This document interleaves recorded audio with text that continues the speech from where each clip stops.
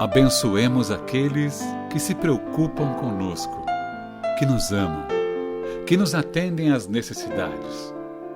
Valorizemos o amigo que nos socorre, que se interessa por nós, que nos escreve, que nos telefona, para saber como estamos indo. A amizade é uma dádiva de Deus, presente no coração daqueles que cruzam o nosso caminho. Mais tarde, haveremos de sentir falta daqueles que não nos deixam experimentar a dor da solidão. Que possamos consolar uns aos outros em todos os dias da nossa vida. Chico Xavier. Olá, seja bem-vindo a mais um estudo reflexivo da obra O Consolador. Esse programa é proporcionado pelo Centro Espírita de Caridade Luiz Monteiro de Barros. Nós agradecemos, é uma honra tê-lo na vossa presença. Faça parte dessa família espiritual. E hoje os facilitadores, a apresentação da minha esquerda para a direita, os facilitadores, o irmão José Nilson, o Wilson Titade e Caetano de Santos. Boa noite, cavalheiros. Boa noite a todos. Boa noite, boa noite. E hoje vamos dar sequência na leitura, agora a questão de número 214. Então a pergunta: como interpretar os impulsos daqueles que meditam na influência dos chamados talismãs da felicidade pessoal?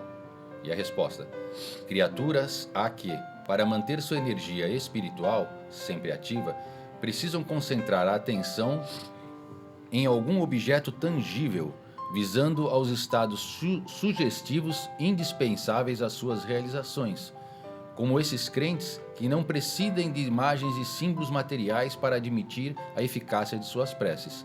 Ficais certos, porém, de que o talismã para a felicidade pessoal definitiva se constitui, na verdade, de um bom coração sempre afeito à harmonia, à humildade e ao amor, o integral cumprimento dos desígnios de Deus. Você tem talismã aí no bolso, Caetano? Não tenho. Não tenho. Mas eu acredito que, como ele está falando, algumas pessoas têm essa necessidade, né? E o talismã mais importante aí é o que você carrega dentro do seu coração, né? Então, a confiança em si próprio é o que esse aprendizado da vida é a confiança em si mesmo, né? Então, às vezes tem pessoas que depositam confiança aí no talismã. Eu vejo que é um caminho, né? É um caminho. Se utiliza dele, acho que não vejo o problema. O problema é ficar dependente dele, né? Você só vai acontecer aquilo se você estiver com ele e assim por diante. Mas eu não tenho. Não tem nenhum problema quem tem, né? Doutor Zenilson, e o trevinho de 4 folhas? Tem muita gente que usa, né? Mas e às vezes fica, por exemplo, você pega os companheirinhos, tem uma igreja evangélica que são pessoas muito decentes, mas eles obrigam, as mulheres têm que botar véu lá, quer dizer, sem o véu não pode nem fazer a prece. Tem os lugares que tem que ajoelhar para fazer a prece, e a pessoa às vezes tem até dificuldade lá para ajoelhar. Cada um tem o seu jeito, e o próprio Espiritismo precisa ter cuidado também para não enveredar por esse caminho. O talismã mesmo, para valer, que nós temos, que aí vai nos acompanhar, é as virtudes divinas que foi dada para todo mundo. Esse é o talismã que Deus deu para todo mundo, as virtudes divinas lá dentro. Então você já tem a virtude do amor. É o talismã do amor, agora trabalhe ela. Você já tem a virtude da caridade, da bondade, da alegria, da paz. Esse é que é realmente o grande. A pessoa tomar consciência disso. Então eu tenho isto? Tem. Você e todas as pessoas têm. Agora precisa tomar consciência disso. Esse você pode ficar com ele, porque foi dado por Deus, tudo de Deus é eterno. Então ele deu eternamente a possibilidade de amar, do bem, da caridade, da bondade, da fraternidade, desses caminhos. Ele não deu o talismã do egoísmo, do orgulho, foi coisa nossa. Da vaidade, da prepotência, da querer vingança, ciúmes, isso é coisa nossa. Então, o talismã de Deus, a gente deve realmente tomar conta e seguir ele. Agora, esses outros, às vezes tem gente que tem essa mania de querer fazer isso, mas Tem gente que tem muita mania de qualquer coisa. Se sente seguro, né, às vezes. Eu fico aqui pensando no coitadinho dos coelhos, né? Pé de coelho, né, D'Alessandro? Sim, no passado. Acho que aquele chaveirinho de pé de coelho, coitado. Era sorte para quem usava, falava, e coitado dos coelhinhos. E Né? azar pro coelho, né? Mas vem da Grécia Antiga, né? Essa questão dos talismãs. Né? O livro há 2000 anos relata essa postura. O senador Públio Lentulus, as pessoas já cultuar, né, objetos e centralizar um poder ali. É um poder de concentração na oração, né? Que a gente traz até na Igreja Católica, usou crucifixo e tal, mas o chato é cair no automatismo, porque aí você perde o que falou o Sr. José Nilson, a essência, né? Não é... Kardec vai chamar a atenção a gente centralizar a importância dos pensamentos, né? O fundo do pensamento e não a forma. É isso aí. Vamos lá, questão 215. Os chamados homens de sorte são guiados pelos espíritos amigos? Resposta. Aquilo que convencionastes apelidar sorte representa uma situação natural no mapa de serviços do espírito reencarnado, sem que haja necessidade de admitirdes a intervenção do plano invisível na execução das experiências pessoais. A sorte é também uma prova de responsabilidade no mecanismo da vida, exigindo muita compreensão da criatura que a recebe, no que se refere à misericórdia divina, a fim de não desbaratar o patrimônio de possibilidades sagradas que lhe foi conferido. Complicado, porque quem tem uma visão limitada da vida acha que Deus privilegia alguns de suas filhas e seus filhos, e foi justamente o que Jesus veio mostrar. Deus ama todos os seus filhos de maneira igual, e depois Allan Kardec relembrar no Livro dos Espíritos que não existe lei de punição, nem muito menos lei de privilégio, né? E assim, esse olhar, ele usa o termo mapa. Todos nós temos um planejamento reencarnatório, e às vezes no nosso planejamento vai chegar a questão, por exemplo, da riqueza. Olha o depoimento de várias pessoas que às vezes ficaram ricas com um prêmio muito famoso aqui do Brasil, de quartas-feiras, e às vezes ele dá muito dinheiro, ele interfere na vida do seu familiar e o familiar se desequilibra, né? Se perturba. Então a gente tem muita mais informação na doutrina espírita de respeitar a nossa programação, o mapa, e também respeitar a programação, o mapa dos nossos amigos, familiares. E também, às vezes, a pessoa tem uma facilidade dentro desse mapa aí, dessa ação cronológica da vida. Ele tá ali escrito que ele vai ter algumas facilidades, mas que ele vai utilizar essas facilidades para um bem maior. É o compromisso, né? Então, tem gente que parece que é Midas, né? Onde ele põe a mão, dá certo, né? Mas na realidade, lógico, se não tiver o empenho, o trabalho, o esforço, nada dá certo. Mas junto desse esforço dele, e ainda mais dentro dessa programação, o auxílio que uma espiritualidade vai dar e tenha facilidade para você formar aí uma riqueza, existe essa possibilidade mesmo. Mas é uma prova para você. É uma prova. E tem outras pessoas que vão ralar a vida toda e não vão conseguir ter, entre aspas, essa facilidade. Está dentro de uma programação também dela, né? Só acho que é por aí. A palavra sorte confunde, né, as pessoas. Porque a sorte todo mundo tem, porque a mão de Deus está aberta ainda. É como Jesus fala, a chuva vem para os justos e injustos, o sol vem para todos, ele dá para todos. Então as pessoas têm. Às vezes a pessoa diz assim, um espírito às vezes terrível que pintou e bordou, nasce numa casa que tem uma mãe amorosa, ele vai às vezes ficar uma vida difícil, às vezes até com dificuldade, até física. Mas é muita sorte ele ter caído na mãe de uma mulher bela dessa. Olha que sorte ele deu.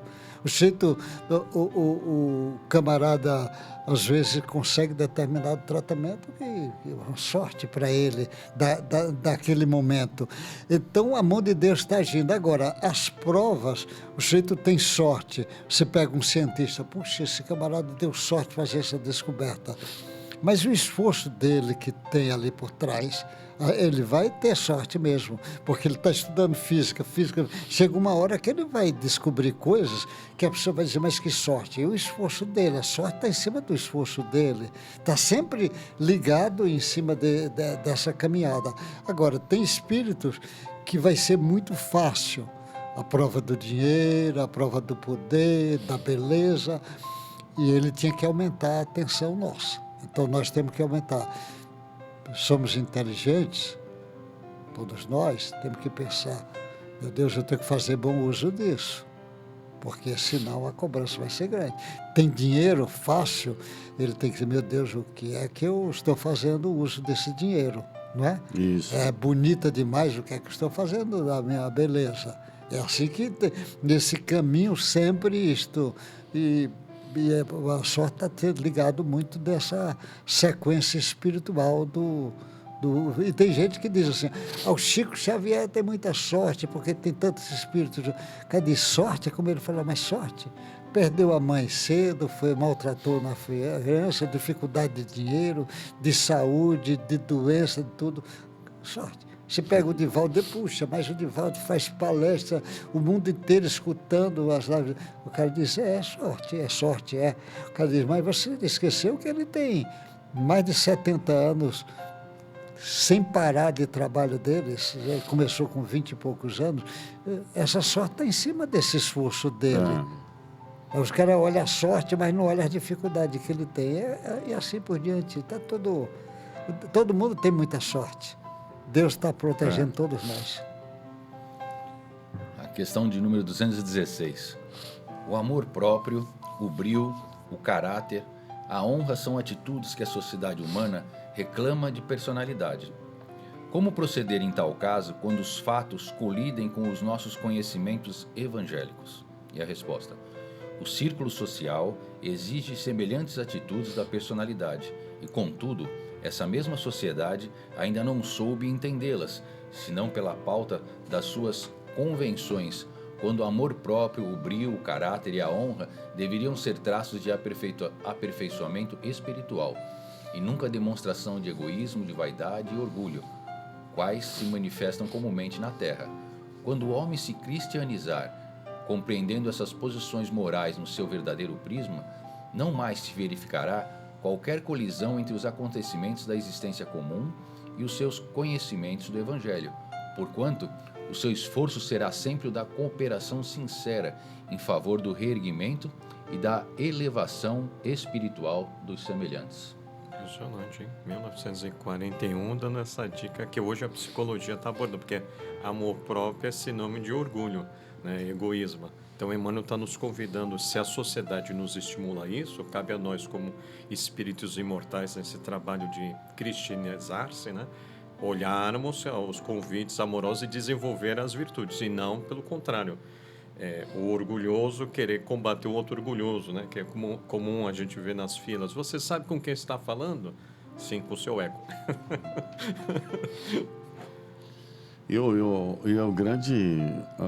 A grande busca do ser humano é tentar ele fazer com que as palavras elas estejam de acordo com as atitudes, né? Esse é o grande, porque a gente está muito bom de palavras e às vezes as atitudes estão bem aquém, né? Então eu acho que é essa busca aí desse equilíbrio entre o que fala e o que faz, né? Que é exatamente o que ele fala nesse segundo parágrafo aqui. Quando o homem se cristianizar, que ele fala compreender a sua posição, não vai ter mais essa colisão entre o que ele fala e o que ele faz, né? Porque muitas vezes a gente fala muito, mas na hora de executar a gente não consegue colocar em prática tudo aquilo. Quando Kardec pergunta para os espíritos, né, onde está escrita a lei de Deus, eles respondem na consciência. Então a gente tem plena convicção e entendimento do que a gente está fazendo, se é correto ou se não é muito correto dentro da sociedade. Mas mesmo assim, às vezes por escolhas mais prazerosas, né, escolhas mais egóicas, a gente acaba contra o que a gente sabe que é certo. Então ele dá essa dica aqui, né? Então quando a gente se cristianizar, quando a gente evoluir mais moralmente, né, para se equilibrar as duas asas lá de Emmanuel, então a gente vai ter essa verdadeira compreensão e não vai ter mais essa colisão de ego, né? Ego e virtude, o tempo todo brigando ali para quem é o melhor, o maior. Né? E tem um problema grave aí, porque quanto mais você vai sendo esclarecido na vida, quanto mais você é esclarecido, mais isso vai mexer com você, porque o esclarecimento te leva a ter um comportamento e a oratória em equilíbrio. Elas se justificam. Quando está em desequilíbrio, ela adoece a consciência. fica atormentada a consciência. Porque eu sei e não fiz. Eu sei, mas não fiz. Aí você vai pedir um reajuste, uma reparação. Que aí existe o reconhecimento da falta, do arrependimento e a reparação, que é um processo. Então, por isso que ele fala a consciência. E a pior coisa é a consciência atormentada.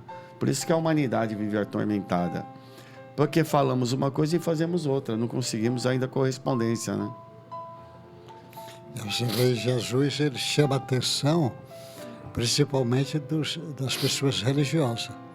Você vê que Jesus era suave com todos, mas com os religiosos que abusam, ele não era, não. As frases duras de Jesus eram tudo com esses caras. Bando de víbora, sepulcro caiado, ele vai chamando tudo assim. As meretrizes e os cobradores do imposto entrarão no reino dos céus antes de vocês, porque a quem muito foi dado será cobrado. Então o camarada tem conhecimento e o camarada diz, e aí? Para o espírito, com certeza, todos nós já vivemos isso muitas vezes. Chega aqui e fizemos o contrário do que sabíamos e até já assumimos compromisso. Chega aqui faz, porque não é fácil esse processo de evolução. E o espírita é dado hoje uma tarefa complicada, porque ele tem conhecimento. Então o espírita, a frase de Jesus é muito forte para nós. E aí, a quem muito foi dado, muito será cobrado. Então, esse conhecimento é um tesouro. É um tesouro. É um tesouro. Mas é um tesouro e, ao mesmo tempo, é uma espada em cima de nós mesmos. Isso é só. O que é que você está fazendo isso? Você está pensando em matar a pessoa? Olha a pergunta. Você está pensando em passar rasteira na pessoa? Isso, para nós mesmos, vai obrigar a gente a olhar no espelho e dizer, mas você é um covarde mesmo. Como é que fez uma coisa dessa? A gente dizer para nós, não tem como usar. Então nós vamos ser obrigados a tomar o caminho realmente do bem. Porque não tem desculpa para nós. É porque é interessante, porque coloca o espírita como trabalhador da última hora. É a última hora. Não tem hora mais depois, essa é a última. Agora vocês estão recebendo uma informação que pouquíssimas pessoas têm essa lucidez de receber essa informação. Está claro isso para você? É evidente, a gente não tem dúvida de que a morte não existe, de que os espíritos se comunicam, que a reencarnação é um fato, nós temos um guia. Então está tudo certo, a gente já tem todas as informações. É a última hora. Quer dizer, assim, olha, não pode falhar. Então, assim, a responsabilidade que a gente tem, todo mundo que está nos ouvindo aí, nós temos, ela é enorme. E nós precisamos não titubear nessa nova jornada, porque ela pede bastante cautela diante das nossas fragilidades aí, que ainda são muitas, né? A última questão desse capítulo, que é a 217, fala assim: qual o modo mais fácil de levar a efeito a vigilância pessoal para evitar a queda em tentações?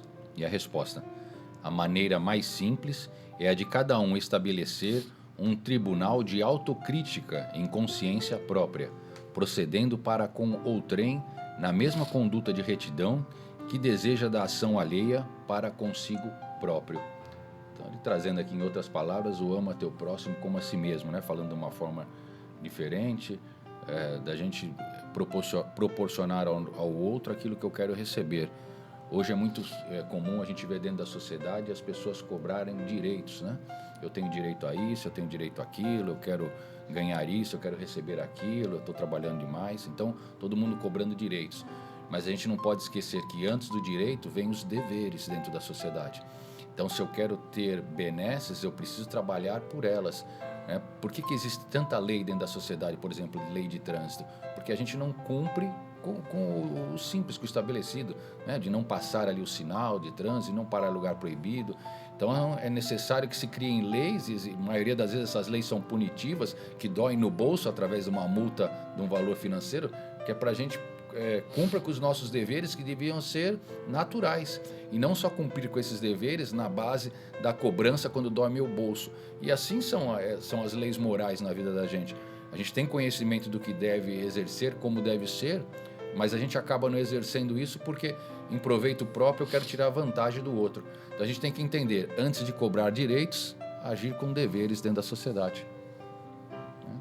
E tirar o pé de coelho do bolso.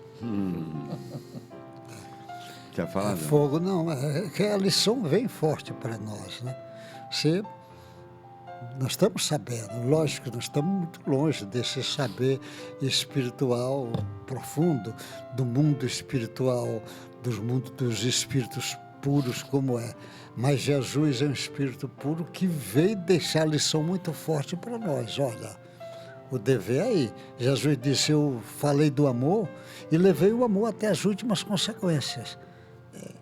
E mostrando assim para nós. Eu falei do perdão, mas eu perdoei as pessoas lá. Nem pediu para perdoar. Ele nem perdoou. Ele pede para o Pai perdoar, porque para ele nem está se ofendendo. Ele está com compaixão das pessoas. Mas ele fala e ele vai. Demonstra. Né? Ele demonstra. Ele fala de cura e ele vai curar. Ele fala de partilhar com as pessoas, ele partilha, faz a multiplicação dos pães. Ele fala do obsediado e ele cura os obsediados. A prática dele, ele vai nessa direção. Né? Ele fala, dá o exemplo e ele dá o exemplo. Tudo dele vai nessa condição do mestre. Então, nós estamos numa enrascada. O Espiritismo, ele se mete numa enrascada para nós. Nós somos obrigados a melhorar. Obrigado, não tem saída para nós. Você pode repetir a pergunta? Só para. Eu não sei se estava mais. Qual o modo mais fácil de levar a efeito a vigilância pessoal para evitar a queda em tentações? Quer falar? Não, então, o Wilson explicou de maneira... A nossa sociedade, por ser imediatista, não tem essa visão espiritualista, né? Então, a maioria, até, infelizmente, dos religiosos, tem uma postura, às vezes, daquele que, às vezes, não recebeu a informação. Então, como é baseado no vigiar e orai, o convite de Jesus, o vigiar e orai, por Mateus, então, Emmanuel, já com a sua sabedoria, falou, a partir do momento que você consegue se enxergar como espírito imortal, se respeitando, você vai conseguir entender o outro, respeitar o outro, né? Então, diminui bastante o direito, começa bastante a visão dos deveres espirituais. Porque essa consciência que a gente deve ter sobre a nossa realidade espiritual nos leva a esse tipo de preocupação consigo mesmo.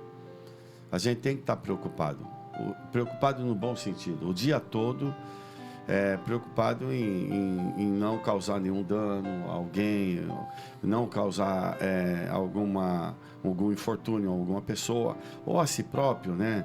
Ou é melhor, às vezes, você sair, entre aspas, prejudicado do que prejudicar alguém. Então, esse exame de consciência, ele deve ser feito diariamente. Não é nem diariamente, é constantemente. Santo Agostinho ou São Caetano, então? Não, porque é uma necessidade. Porque hoje, as tentações, como ele usa aí, são tantas. É uma imensidão.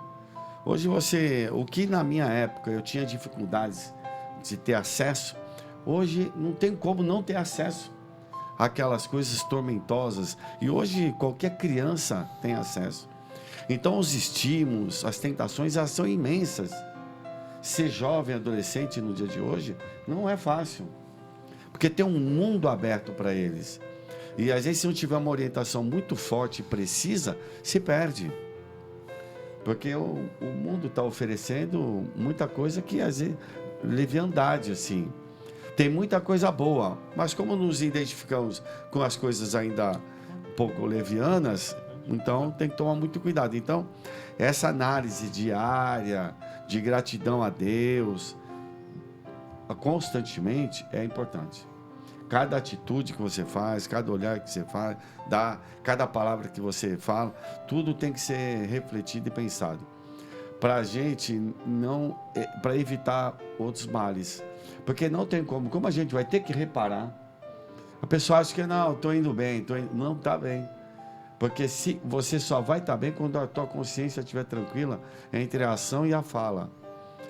Então, é um exame que a gente procura fazer a todo instante. Por quê? Porque é necessário. A facilidade de você se perder ela é muito grande. Às vezes, grupos de amigos que eu tenho, eu falo, cuidado, para de postar esse tipo de vídeo. Por quê? Porque você fica repetindo. Você cria um hábito. E educação é um conjunto de hábitos adquiridos. Pode ser bons hábitos ou hábitos equivocados, ruins. E os hábitos ruins se tornam um vício e causam uma dependência. Então a gente tem que tomar muito cuidado, porque às vezes é na base da brincadeira, do tirar sarro, e isso não é bom. Então é um cuidado que eu vejo muito grande que a gente tem que ter para poder superar esses momentos aí de grande assédio, né? Vamos lá, vamos começar agora o capítulo 2.4, que o tema é iluminação. Então, o primeiro item, ele vai falar sobre necessidades, né?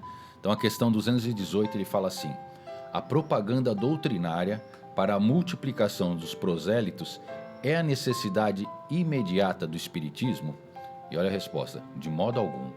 A direção do Espiritismo, na sua feição de evangelho redivivo, pertence ao Cristo e seus prepostos, antes de qualquer esforço humano, precário e perecível. A necessidade imediata dos arraiais espíritas é a do conhecimento e aplicação legítima do Evangelho, da parte de todos quantos militam nas suas fileiras, desejosos de luz e de evolução. O trabalho de cada um na iluminação de si mesmo deve ser permanente e metodizado. Os fenômenos acordam o espírito adormecido na carne, mas não fornecem as luzes interiores, somente conseguidas à custa de grande esforço e trabalho individual.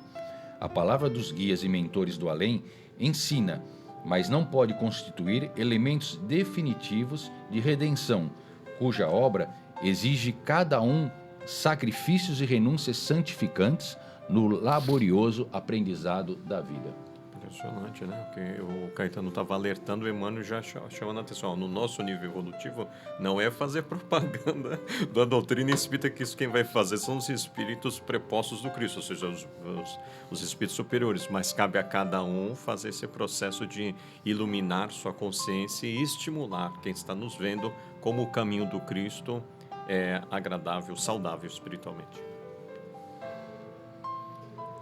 A prática, né? Os espíritos superiores, eles são, por exemplo, o Chico sozinho já era o espiritismo onde ele chegasse, sem ele dizer uma palavra, pela maneira dele ser. O Divaldo hoje já é o espiritismo onde ele chegava, mas nós tivemos grandes médios, a Ivone Pereira, o Eurípides, o Bezerra, tantos espíritos aí que o exemplo. Então, às vezes a pessoa fica preocupada, a divulgação é importante, mas a divulgação é importante, mas o mundo espiritual vai sair. Então é importante que a pessoa tenha acesso aos livros, saber onde é que está, o material, para ele fazer o trabalho dele. Aqueles pesquisadores que vão fazer o estudo, mas a vivência de cada um é individual. Não tem como ser isso aí. E o próprio Allan Kardec, ele colocou lá umas categorias de espíritas, e ele colocou uma das que talvez sejam prejudiciais ao espiritismo, são esses. Ele tem um conhecimento de superfície, são entusiastas, mas não fazem isso aí. Esse é um problema sério. E querem passar para todo mundo a receita, da qual ele não usa. Então é interessante isso, porque na realidade é para você essa interiorização, né? E não no sentido de ficar angariando aí novos adeptos, mas a própria conduta que vai marcar a gente, né? Jesus marca a gente pelo que ele fez. Ele marca pelo que ele fez, pelas atitudes dele, né? Então, por isso que a gente fala dele, passado 2000 anos, fala dele, porque marcou a história, dividiu a história pela conduta dele. É interessante isso. Mais uma? Essa é bem grande, hein? É grande? Então quer só deixar a pergunta para o pessoal deixa a publicar pergunta no ar. A pergunta é longa e a resposta mais ainda. Então vamos lá, 219, para vocês estudarem aí para o próximo programa, hein? Nos trabalhos espíritas, onde poderemos encontrar a fonte principal de ensino que nos oriente para a iluminação? Poderemos obtê-la com as mensagens de nossos entes queridos ou apenas com o fato de guardarmos o valor da crença no coração? Olha, bonito. Então você que está nos acompanhando, nunca se esqueça, você pode ir no estudo presencial, toda quarta-feira, na rua Silva Jardim, número 1, tem os estudos às 20 horas, horário de Brasília, com o facilitador, Sr. José Nilson. Então você pode estudar a obra O Consolador.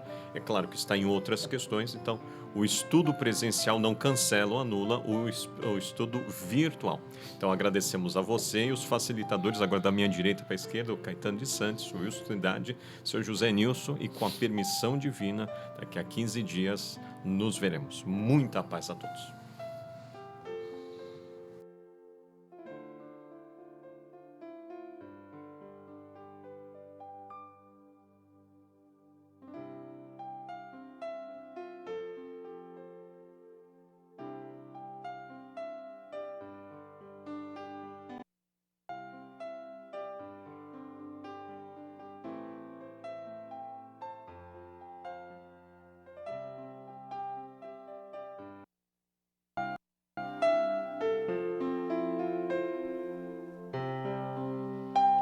Abençoemos aqueles que se preocupam conosco, que nos amam, que nos atendem às necessidades.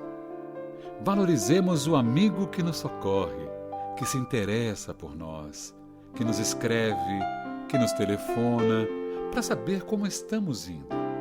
A amizade é uma dádiva de Deus, presente no coração daqueles que cruzam o nosso caminho. Mais tarde, haveremos de sentir falta daqueles que não nos deixam experimentar a dor da solidão. Que possamos consolar uns aos outros em todos os dias da nossa vida. Chico Xavier.